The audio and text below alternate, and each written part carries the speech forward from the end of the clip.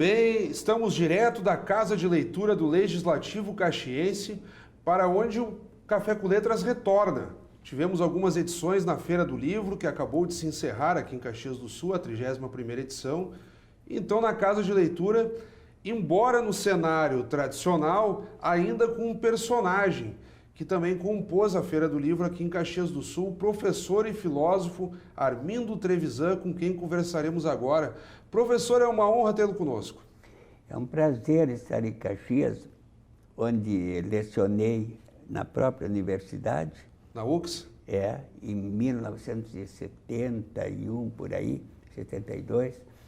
E também porque sempre mantive laços de amizade e cultura com a população de Caxias do Sul, porque eu dava um curso de arte no NAP, né? E também porque eu admiro muito o movimento intelectual de Caxias do Sul. Aqui vocês têm algumas pessoas que merecem muito respeito, como, por exemplo, o Pozenato, o professor José Clemente Pozenato, que agora fez uma tradução do cancioneiro extraordinária, absolutamente extraordinária, publicada pela Unicamp. E também o Jaime Paviani e uma série de jovens autores que eu estou descobrindo aqui, que me impressionam pela vivacidade e pela criatividade. Inclusive um deles que ganhou até o prêmio comigo, Açorianos, eu ganhei de poesia e melhor livro do ano, e esse rapaz ganhou o prêmio de romance inédito.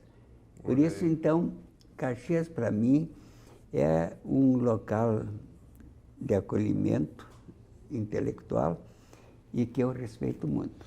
Eu vou lhe chamar de professor, porque o senhor lecionou durante muito tempo na URGS, esteve aqui na UX, como o senhor já lembrou. E para as pessoas que ainda não estão muito familiarizadas com a sua obra, o senhor tem um grande envolvimento na matriz filosófica e na parte artística, também nas artes visuais que o senhor colocaste aí, que o senhor colocou aí, desculpa. E aqui na Feira do Livro de Caxias, que recém se encerrou, e o senhor vem para cá, para o Café com Letras, o senhor fez um pré-lançamento, digamos assim, das chamadas meditações poéticas sobre os evangelhos. O senhor pega, digamos assim, parábolas do Novo Testamento, essa edição organizada pela Pradense, e, enfim, faz comentários com um caráter não seria, digamos assim, aquela discussão religiosa pesada, como as pessoas tradicionalmente pensam, né? O senhor se propõe a fazer quase que comentários poéticos, se poderíamos começar falando assim. E aí eu gostaria que o senhor já trouxesse ao público o que mais tem lhe preocupado e o que o senhor pretende com essas interpretações bíblicas. Bem, Fábio, eu não teria tido a coragem de compor um livro de poemas sobre o Evangelho se esse livro não se tivesse engendrado, gerado dentro de mim pela minha frequência de leitura do próprio Evangelho. Eu acho que a palavra de Jesus, que escolheu o veículo poético para transmitir a sua doutrina, é insubstituível. E como eu fui professor de História da Arte da Universidade Federal do Rio Grande do Sul durante quase 30 anos, trabalhei até na pós-graduação, eu até introduzi na URGS duas cadeiras novas. Uma foi sobre iconografia cristã, e a outra, iconografia e iconologia, e a outra foi uma cadeira que não pode ser continuada depois, porque precisa alguém que seja apaixonado por isso. História das artes não ocidentais. E eu, então, por causa disso, eu estudei muito a arte chinesa, a arte Khmer, a arte indiana, que eu digo indiana porque a arte da Índia, ela tem uma parte, vamos dizer, brahmanista, ou hinduísta, uma parte budista e uma parte islâmica, né? Bom, então eu pude avaliar nessas minhas experiências que a linguagem dos grandes fundadores de religiões são sempre poéticas. Sempre usaram a linguagem poética. Alguém poderá perguntar, mas por que Jesus, Buda, Lao Tse, Confúcio, os videntes da Índia, os Upanishads, os autores dos Upanishads e o próprio Maomé, hoje tão debatido no mundo, por que eles usaram a linguagem poética? É que a poesia é a linguagem da liberdade, né? A poesia nunca define uma coisa, nunca diz isso é aquilo. A poesia sugere. A poesia é uma linguagem em que predomina a imagem e a melodia. E vocês usam um termo ali, imagino que em parceria com o seu editor, logo na abertura do livro nós temos ali a chamada Boa Nova Poética, no sentido de, na linha do que o senhor está falando da poesia, seria uma forma, digamos assim, de esmiuçar aquelas mensagens bíblicas e tornar um pouco mais palatáveis, principalmente para aquele sujeito que não está tão familiarizado com, digamos assim, com a doutrina cristã. E aqui nós estamos falando da Bíblia praticamente católica, né, se podemos dizer assim. O que seria essa boa nova, o termo que vocês classificam, colocam para, então, denominar esse conjunto boa de nova é simplesmente a tradução da palavra evangelho. Evangelho, não é em grego, é um anúncio. Seria bom anúncio, boa nova, boa notícia, porque os cristãos caracterizaram assim a mensagem de Jesus. Foi uma boa notícia para a humanidade. E então, quando a gente hoje emprega essa expressão boa nova, a gente entende que a humanidade, a partir de Jesus, recebeu um anúncio de esperança, de superação das dificuldades, vamos dizer assim, inerentes à condição humana e, sobretudo, uma promessa que não existe nas outras religiões, que é da ressurreição dos corpos, né? Nesse momento, até de descrença, desde a posse do Papa Francisco à frente da Igreja Católica, temos vivenciado aí um momento de renovação, se pudéssemos dizer assim, usarmos esse termo. Porque a Igreja Católica vinha enfrentando, e aí as pesquisas mostravam, uma perda muito grande de fiéis, ainda que se mantenha como a Igreja com maior número de fiéis, digamos assim, de adeptos. Muitos questionam, até as próprias pessoas que se consideram católicas, muitos já se dizem não praticantes, outros estão buscando novas formas de se enxergar o mundo, e o senhor retoma aqui parábolas dos evangelhos. Como é que o senhor enxerga nessa possibilidade, a partir dessa forma que o senhor adota de escrita, de aproximar de novo aquelas pessoas que, de certo modo, já estão descrentes ou que não se sentem mais à vontade de seguir esses preceitos? Bom, Fábio, tu tens que partir do fato que eu sou um escritor e um poeta. Eu acabo de ganhar um prêmio, não é, dos açorianos de melhor livro de poesia e do melhor livro do ano, de uma temática bem diferente, né?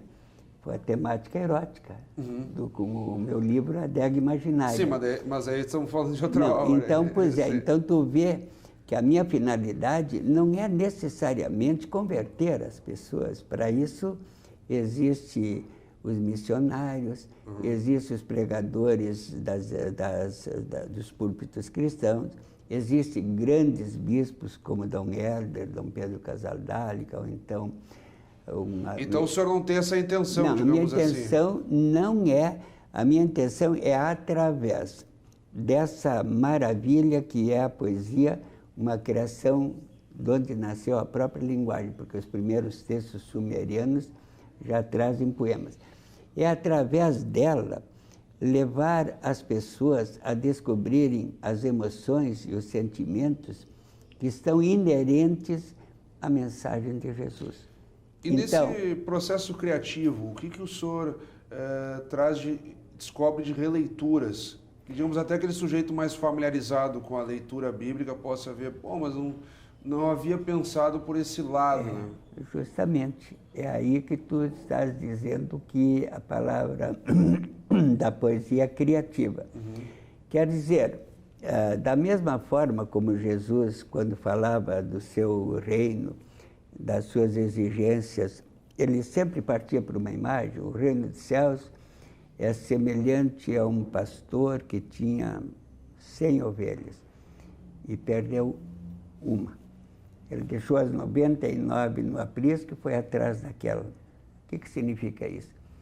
Jesus está dizendo, escute, o Pai dos céus não despreza nenhum ser humano.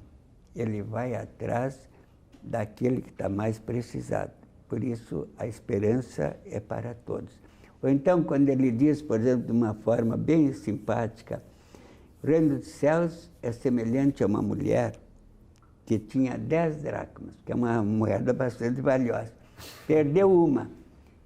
E ela ficou inquieta, varreu a casa, fez toda uma faxina e encontrou a moeda perdida. Aí ela ficou tão alegre, como se fosse uma joia, tivesse perdido um anel precioso, que convidou as amigas para uma torta, para um guaraná lá, a maneira dos orientais, que não tem essa bebida, mas tem outra, para celebrar aquele achado.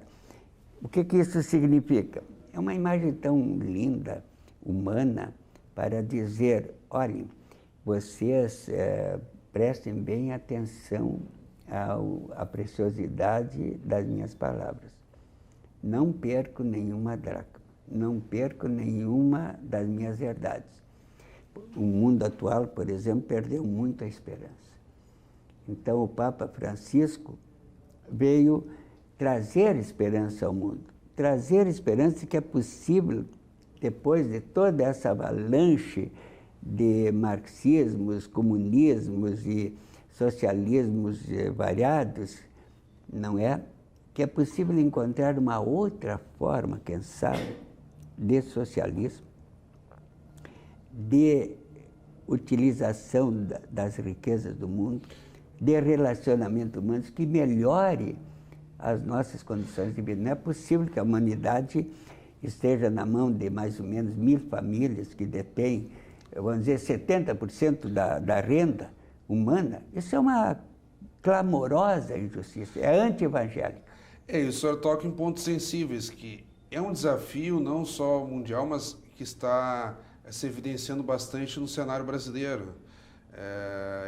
O senhor criticou modelos socialistas e comunistas como insuficientes. O capitalismo em si tem enfrentado crises cíclicas e parece que a própria humanidade não tem encontrado modelos alternativos, né, de conduzir a economia de uma forma igualitária, né, porque o senhor está criticando aquela grande concentração de renda, em que, apesar da crise, os mais ricos vão ficando ainda mais e os cidadãos médios, que vinham gozando de uma situação um pouco estável, também decrescem, né? Eu acredito, isso pode ser uma utopia, mas é uma utopia evangélica para a qual nós devemos tender sempre. Ou seja, que nós temos que conseguir aquilo que Cristo, na sua, digamos, mensagem, achou fundamental. A salvação não só da alma humana, vamos dizer, do lado espiritual, que o ser humano tem, mas também do seu corpo. Por isso a religião cristã, por anunciar essa verdade de uma possível ressurreição, ela também está dizendo claramente que o corpo humano tem importância, não só para o sexo, mas tem importância também como criador de riquezas, de progresso, de, digamos assim, bem-estar. E por isso se torna uma necessidade hoje mais impositiva que nós cristãos, todos, tenhamos consciência clara de que o mundo precisa mudar. E o poeta trabalha a sua maneira.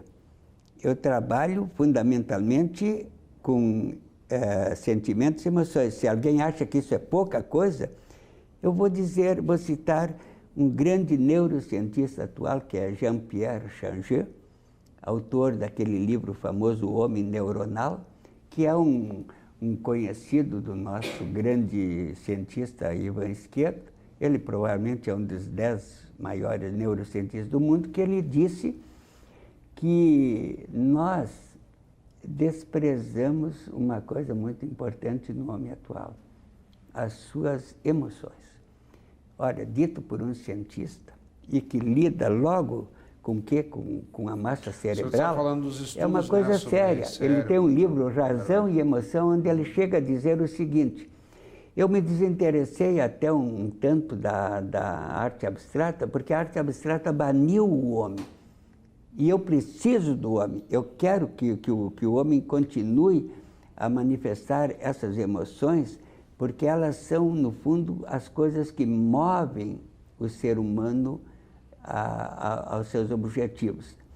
No fundo, nós somos seres emocionais, mesmo quando fazemos ciência. E eu andei lendo a vida de muitos cientistas, quando tu vê, eles são movidos por outras coisas, não diretamente pela ciência. Por exemplo, o Oppenheimer, que é chamado o pai da bomba atômica, quando ele teve que escolher uma universidade onde lecionar, ele preferiu escolher a da Califórnia porque lá tinha uma boa biblioteca e lá ele podia ler os seus poetas da metafísica inglesa e outros, e podia alimentar também as suas emoções. Olha onde vai terminar a ciência. A ciência, no fundo, não prescinde do homem. O homem, dizia Schiller, pode transmitir tudo, menos uma coisa, as suas emoções. As emoções são o que há de mais intransferível no ser humano. Nesses comentários poéticos e aqui, ouvindo a sua explanação, o senhor fala de esperança no mundo, a confiança na capacidade do homem e, ao mesmo tempo, cita que, apesar da sabedoria científica, não podemos abandonar o lado emotivo. Diante de toda essa correlação, que o senhor começa com uma abordagem estritamente cristã do Novo Testamento e chega, inclusive, a dar palpites sobre modelos econômicos. Para onde iremos, assim, à luz de todas as suas pesquisas, das suas impressões? Claro que nós não estamos aqui discutindo autores do campo da macroeconomia, ou coisa de longe disso. Mas à luz desses ensinamentos cristãos, que o senhor facilmente conseguiu aqui traçar correlações, para onde vamos? Que esperança teremos num cenário de crise? Falamos em crise moral, falamos em crise política, crise econômica. O senhor citou aí a necessidade da busca pelo conhecimento das bibliotecas. Alguns arriscam a dizer que temos também uma crise do conhecimento e que daqui a pouco a universidade, ela basicamente serve para cumprir metas de publicações, de alunos matriculados. Então, para onde superar esse cenário de crise? O senhor que vai lá nos primórdios da Bíblia comentar as parábolas, e qual a mensagem que o senhor deixa na reta final do nosso programa aqui? Eu diria o seguinte: a única pessoa que trouxe uma resposta integral de tudo que eu tenho estudado na minha vida foi Cristo. Eu gosto muito de Buda. O grande cientista Claude Lévi-Strauss, fundador do estruturalismo, ele chegou a dizer: eu sou judeu, mas se tivesse que escolher outra doutrina, eu escolheria o budismo. Eu, como cristão, prefiro dizer, como disse um grande teólogo católico, Cristo teve 3 precursores. O precursor que todos nós conhecemos é São João Batista. Mas, diz ele assim, ele teve também como precursor Sócrates, e ele dizia que também tinha tido como precursor também Não é além de Sócrates, teve outros precursores, esses grandes cientistas sociais, vamos dizer assim. Eu também digo o seguinte, uma pessoa, por exemplo, que não acredita em Cristo, ela se deixa contagiar pela grandeza da sua mensagem. Eu tenho um amigo que é embaixador. Ele sempre me diz, olha, televisão, eu nunca consegui acreditar em Jesus como Filho de Deus que se fez homem. Mas eu admito contigo que Jesus foi o maior homem que jamais existiu na humanidade, porque não só ele trouxe esperança para os homens, mas a própria doutrina dele, bem entendida, é uma resposta ao coração humano. Pascal, que inventou a calculadora, pai do computador, ele, até o fim da vida, permaneceu fiel a Cristo, que para ele era o Deus revelado, o Deus sensível ao coração. Eu acho que nós temos que voltar a essa realidade, o Deus sensível ao coração. Mas talvez então, Papa Francisco não esteja lembrando isso.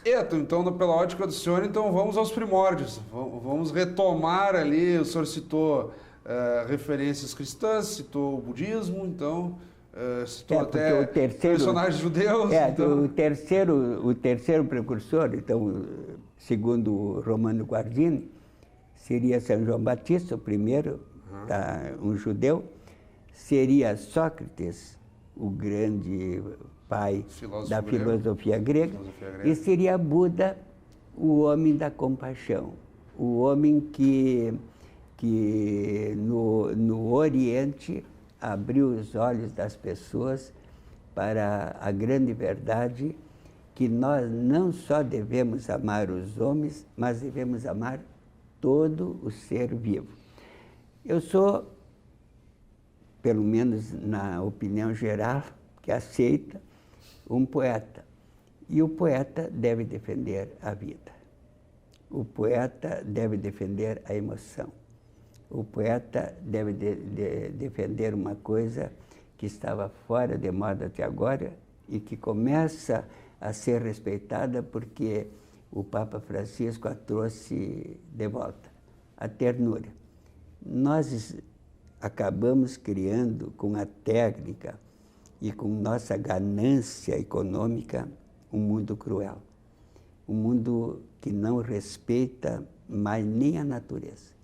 Ameaçamos, de repente, contagiar as pessoas de males inesperados. Eu li agora um artigo sobre o escândalo da Volkswagen, escrito por um especialista do jornal The Guardian, e ele dizia assim, a Volkswagen se deixou levar também pela ganância como outras montadoras e por isso caiu na reprovação universal, porque 400 mil pessoas morrem anualmente na Europa devido à poluição dos escapamentos dos automóveis. Ah, sim, e voltamos àquele antigo protocolo de Kyoto, que nunca é cumprido. Tem aquelas rodadas pró-meio ambiente de Doha, e que já passou por Nova York, aí tem o Brasil, e todos dizem que vão cumprir as metas, mas acabam não conseguindo. Olha, e agora tu vê, isso está se tornando uma exigência de todo mundo, porque na hora em que o barco começa a afundar, todo mundo grita. E o homem até agora pensava de se salvar sozinho. Está muito enganado. Nós nos salvamos todos juntos e essa é a mensagem de Jesus. O que fizerdes ao menor dos homens é a mim que o fazeis. E é isso que o poeta tenta poetizar, tenta levar, mas sem, digamos assim, necessariamente pregar uma adesão a Cristo. Oxalá todo mundo acreditasse em Cristo. Como homem, eu desejo isso. Como poeta, eu digo, deixe que a poesia entre nos corações, porque ela é aliada de Jesus. Ou que pelo menos acreditem indiretamente através dos seus poetas, dos seus poemas, digamos assim. Se eu estou me apropriando da sua viu, fala. Fábio, não digo nos meus poemas, mas na poesia dos grandes poetas, porque não se esqueçam que o maior poeta ocidental foi um cristão, Dante. Dante Alighieri, que dá nome à praça que sediou mais uma edição da nossa Feira do Livro. Isso mesmo, e por isso seja bendito Dante, que foi homenageado em Caxias com uma praça. E seja bendita Caxias, porque tem essa proteção indireta do maior poeta cristão. É consagrado com a eterna Divina Comédia, né, que marcou aí digamos assim, a literatura renascentista. Eu quero mais uma vez agradecer ao senhor, não quis interromper o seu raciocínio, lembrando o senhor que veio a Caxias fazer, digamos assim, um pré-lançamento das chamadas Meditações Poéticas sobre os Evangelhos. O professor Armindo Trevisan, essa edição pela Pradense, da qual tratamos aqui, mas claro, o senhor traz aí um repertório vasto do ponto de vista intelectual, passeando por diversas áreas e que nos abriu aqui espaços para tratar também um pouco do campo econômico, da falta de esperança no mundo. E talvez as pessoas, de modo geral, que ficam sempre buscando o novo, daqui a pouco vamos retomar aí os antigos e lá na origem. E o senhor, de uma forma até humilde, não fechou a questão só na filosofia, na doutrina cristã, deu margem aí daqui a pouco. Se você quiser, então, vai para o budismo, vai para outras áreas, mas talvez lá atrás estejam as soluções para o que está nos incomodando no presente, se é que eu traduzo bem um pouco do que o senhor tentou tratar aqui ao longo do programa. Mais uma vez eu agradeço, e eu sei que o senhor vai fazer uma série de lançamentos dessa obra. Se o senhor quiser já antecipar aqui no final do programa, fica esse espaço para que o senhor fale. Com todo prazer, Fábio. Eu vou lançar primeiro em comunidades assim que me convidaram. De repente, por exemplo, um clube me convida, tu entende? De repente, foi aqui na Feira do Livro isso, também, né? Isso, E também vou lançar no grande evento que é a Feira do Livro de Porto Alegre, que é a maior feira ao ar livre, né? Do dia 8 de novembro, às 19 horas. E esse lançamento será precedido de uma palestra na sala O Retrato do Centro Cultural da CIE, em que eu darei algumas informações ao público sobre o surgimento da poesia religiosa no Brasil. Curiosamente, você sabe, a poesia no Brasil surgiu com um sacerdote missionário, o Pai José de Anchieta, que é considerado por Manuel Bandeira, no seu livro Apresentação da Poesia Brasileira, como o primeiro poeta da nossa literatura. E então vocês estão vendo que o Brasil, que tem já os conhecidos sermões, né? De catequização exatamente, dos índios. Exatamente, essa poesia até é uma das que ele cita, é uma poesia Santa Inês, quando chegou a sua imagem, né? E além disso, vocês estão vendo, nós temos no Brasil uma poesia religiosa razoável, não digo que é muito grande e nem muito frequente, mas que já produziu homens como Afonso de Guimarães, Jorge de Lima, Murilo Mendes, Adélia Prado, recentemente, né? Dom Pedro Casaldáliga, Dom Helder Câmara, Rubem Alves, que faleceu recentemente. Né? São todos homens que merecem nossa atenção, né? O Rubem Alves que vinha aí com uma grande receptividade no âmbito da educação, até mais ou menos a linha do senhor, né? Tentando pegar daqui a pouco temas mais complexos e torná-los mais palatáveis. Exatamente. Tu sabes que Rubem Alves foi um dos curiosos. Eu estava lendo agora um livro específico sobre a teologia da libertação e vim a descobrir que Rubem Alves, antes de ser o nosso grande autor brasileiro, ele foi um dos pioneiros da teologia da Revolução, que precedeu a teologia da libertação. A teologia da libertação é a teologia fundada pelo padre Gustavo Gutierrez e por Hugo Asman, né? Mas ela teve anteriormente, não esqueça a personagem curiosa de Camilo Torres, o padre guerrilheiro, e depois teve 3 caras da América do Norte, Shaw, o Rubem Alves, e o terceiro foi... está me escapando agora. Não, o terceiro foi Comblan, José Comblan. Só depois veio a Teologia da Libertação. E aí depois nós temos, claro, Avançando a Teologia da Libertação, Frei Beto, isso, exatamente. Leonardo Boff, que continua, isso, teve dando exatamente. palestra recentemente aqui o Leonardo Boff. Isso. Bom, o tema é inesgotável, eu quero lhe agradecer mais uma vez, professor Trevisan.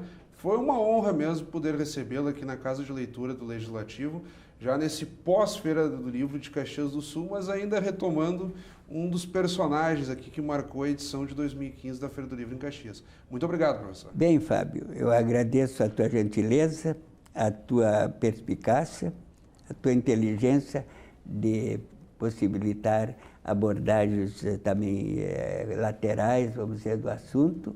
E agradeço ao público caxiense essa possibilidade que me dá de falar para as pessoas sobre um assunto que me interessa, a poesia religiosa e, no meu caso, a poesia dessas meditações poéticas sobre os evangelhos. Muito obrigado a vocês todos.